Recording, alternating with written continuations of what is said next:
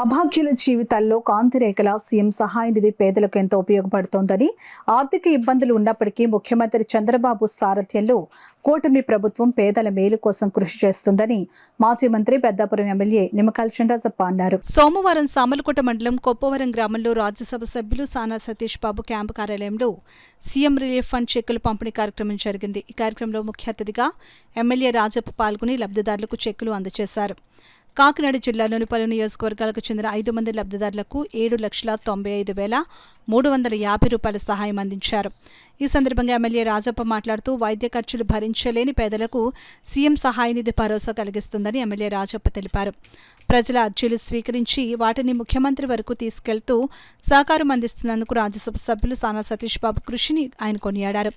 కార్యాలయ ఇన్ఛార్జ్ మేక లక్ష్మణమూర్తి మాట్లాడుతూ కూటమి ప్రభుత్వం వైద్య విద్యకు అధిక ప్రాధాన్యమిస్తోందని, దరఖాస్తులు పంపిన వారం రోజుల్లోనే సహాయ నిధి చెక్కులు రావడం లబ్ధిదారులు సంతోషాన్ని కలిగించిందని అన్నారు. అలాగే ఒక చిన్నారి వైద్యం నిమిత్తం 80,000 రూపాయల ఎల్ఓసి అర్జీ చేసుకున్న 24 గంటల్లో అందించడం జరిగిందని అన్నారు. ఈ సందర్భంగా లబ్ధిదారులు ముఖ్యమంత్రి రాజ్యసభ సభ్యులకు కృతజ్ఞతలు తెలిపారు.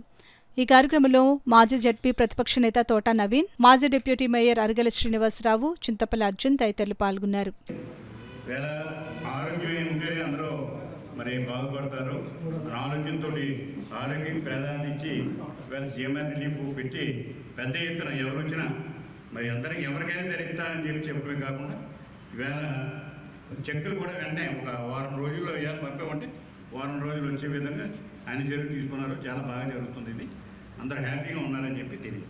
అలాగే ఎన్టీఆర్ ఆరోగ్యం ఉంది, ఎన్టీఆర్ది అది కూడా ఇవాళ హాస్పిటల్స్లో మరి జరుగుతుంది. ఎవరైనా ఆపరేషన్ చేసుకుంటే దానికి మనం ఇవాళ హాస్పిటలే అది చేయడం జరుగుతుంది. మూడోది ఇప్పుడు హెల్త్ ఇన్సూరెన్స్ కింద 10 లక్షల వరకు పెట్టడం జరిగింది.